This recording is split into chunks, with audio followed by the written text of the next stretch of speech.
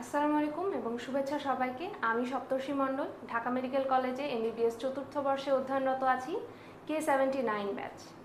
আজকে আমি anatomy thoracic কার্ডের প্রথম আইটেম থোরাসিক ওয়াল এবং মিডিয়াস্টিনাম নিয়ে আজকের ক্লাসটা আমরা নিব।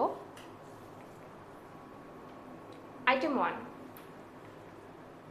আজকের ক্লাসটা আমরা যেভাবে সাজিয়েছি, প্রথমে আলোচনা থাকবে থোরাসিক ক্যাভিটি এবং কেজ নিয়ে, ইন্টারকোস্টাল স্পেস, এই স্পেসের ভেসেলস, নার্ভস এবং মাসেলগুলো নিয়ে বিশদ আলোচনা থাকবে with diagram, respiratory movement, mediastinum, clinical correlation এবং রিটেন এবং ভাইবার কোয়েশ্চেন নিয়ে আলোচনা।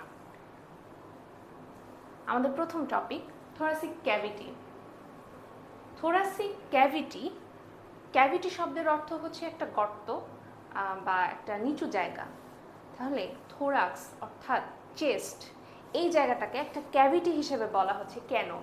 কারণ তার চারপাশ দিয়ে একটা বোনি কেজ, খুবই ওয়েল স্ট্রাকচার্ড বোনি কেজ থাকে, যার মধ্যে আমাদের খুবই ভাইটাল কিছু স্ট্রাকচার থাকে, যার মধ্যে অন্যতম হচ্ছে লাংস, হার্ট এবং কিছু major vessels, nerves, thoracic duct যেটা কিনা আমাদের মেজর লিম্ফেটিক চ্যানেল এবং কিছু অতি গুরুত্বপূর্ণ লিম্ফ নোডস। তাহলে এই সবগুলো স্ট্রাকচারকে খুবই প্রোটেক্টেডভাবে একটা সুন্দর স্ট্রাকচার মেনটেন করে বা রক্ষা করে, সেটা হচ্ছে আমাদের থোরাসিক কেজ। আচ্ছা, এইখানে এসে আমাদেরকে একটা জিনিস একটু ডিফারেন্সিয়েট করতে হবে থোরাসিক কেজ এবং থোরাসিক ক্যাভিটির মধ্যে। থোরাসিক কেজ হচ্ছে আমাদের বনি যে স্ট্রাকচারটা, মানে আমরা এক নজরে অ্যানাটমি ডিসেকশন হলের কোনায় দাঁড়িয়ে থাকা একটা কঙ্কাল দেখলে যে স্ট্রাকচারটা বাইরে থেকে দেখতে পাই, সেটাই হচ্ছে আমাদের থোরাসিক কেজ, যেটা সামনে দিয়ে রিব, সামনে এবং ল্যাটারালি রিবস, পেছনে থাকে থোরাসিক ভার্টিব্রা, আমরা জানি 12 থোরাসিক ভার্টিব্রা, এবং সামনে থাকে স্টার্নাম। তাহলে এই তিনটা স্ট্রাকচার মিলিয়ে হয় হচ্ছে আমাদের থোরাসিক কেজ। এবং থোরাসিক ক্যাভিটি যখন বলা হবে তখন থোরাসিক কেজের বাইরে এবং ভেতরে মিলে বেশ কিছু মাসেল, এই সব কিছু মিলিয়ে যে স্ট্রাকচারটা হয় তার ভেতরের স্পেসটাকে বলা হয় থোরাসিক ক্যাভিটি। থোরাসিক ক্যাভিটিটা অনেকটা ট্রাঙ্কেটেড কোনের মতো। ট্রাঙ্কেটেড মানে হচ্ছে একটা কি বলবো, এই যে এরকম যদি আমরা একটা কোন চিন্তা করি, থোরাক্সকে আমরা এর সাথে কম্পেয়ার করতে পারি। কারণ কি, শুরুতে থাকে এই যে ফার্স্ট রিব দিয়ে আমরা থোরাক্সের ভেতরে প্রবেশ করছি এই ক্যাভিটিটাতে। এটাকে একটা বিশেষ নাম দেওয়া হয়েছে থোরাসিক ইনলেট, সেটা আমরা একটু পরে একটু ডিটেলে আলোচনা করব। তারপরে এইভাবে ফুল রিবসগুলো আছে, বাম পাশেও সেম এরকম করে সব রিবসগুলো আছে। তাহলে মাঝখানটায় যে স্পেসটা, এটা কিন্তু একটা কোন শেপ, উপরের দিকে ছোট, নিচের দিকে বড়। তাহলে এই কোন শেপ স্পেসটাকে বলা হচ্ছে থোরাসিক ক্যাভিটি। থোরাসিক ক্যাভিটিতে কি কি থাকে সেটা আমরা একটু আগে আলোচনা করলাম, বেশ কিছু ভাইটাল স্ট্রাকচার।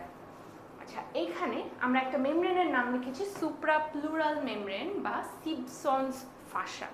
আচ্ছা, আমরা এখানে যে থোরাসিক ক্যাভিটিটার ছবি আঁকলাম, আমরা ছবিটা আরেকটু গুছিয়ে আঁকি, তাহলে সিবসন্স ফাসাটা বোঝাতে আমাদের জন্য একটু সহজ হবে। আমরা মনে করি এই হচ্ছে আমাদের thoracic cage, this is our first rib. ঠিক আছে, থোরাসিক কেজের নিচের দিকে, অর্থাৎ থোরাসিক কেজটাকে অ্যাবডোমেনের থেকে আলাদা করে রাখে একটা বিশাল মাসেলটার নাম দি ডায়াফ্রাম। আচ্ছা, এইটা গেল আমাদের নিচের বাউন্ডারি। চারপাশে থাকে থোরাসিক ওয়াল, যেটা তৈরি হয় এই রিবসগুলো এবং তাদের মাঝে থাকা বেশ কিছু মাসেল দিয়ে। মাসেলগুলো কোনটা কিভাবে থাকে, কার কি নাম, সেগুলো আমরা একটু পরেই আলোচনা করব। আর ওপরের দিকটা অর্থাৎ থোরাসিক ইনলেটটা, এটা পার্শিয়ালি কভার থাকে একটা খুবই শক্ত স্ট্রাকচার দিয়ে, যেটাকে বলা হয় সুপ্রাফ্লুরাল মেমব্রেন। মেমব্রেনটা কিভাবে থাকে? মেমব্রেনটা এইভাবে টেন্টের মতো, অর্থাৎ তাঁবুর মতো করে থাকে, এরকম করে তাঁবুর মতো করে থাকে, বাইরে দিয়ে আমাদের ইনলেটটাকে কভার করে রাখে। অথচ ভেতর দিয়ে কিন্তু তার ভেতরে আমাদের তখনও অ্যাক্সেস থাকে। কারণ কি?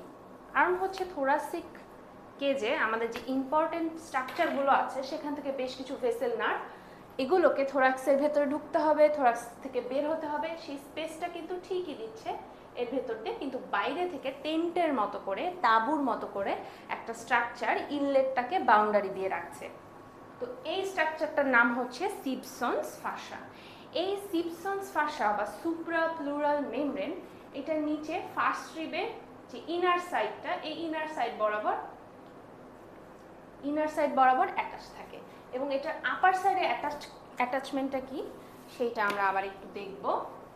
আমাদের পেছনে আমরা জানি ভার্টিব্রা থাকে, এটা হচ্ছে C7 ভার্টিব্রা, অর্থাৎ 7th সার্ভাইকাল ভার্টিব্রা।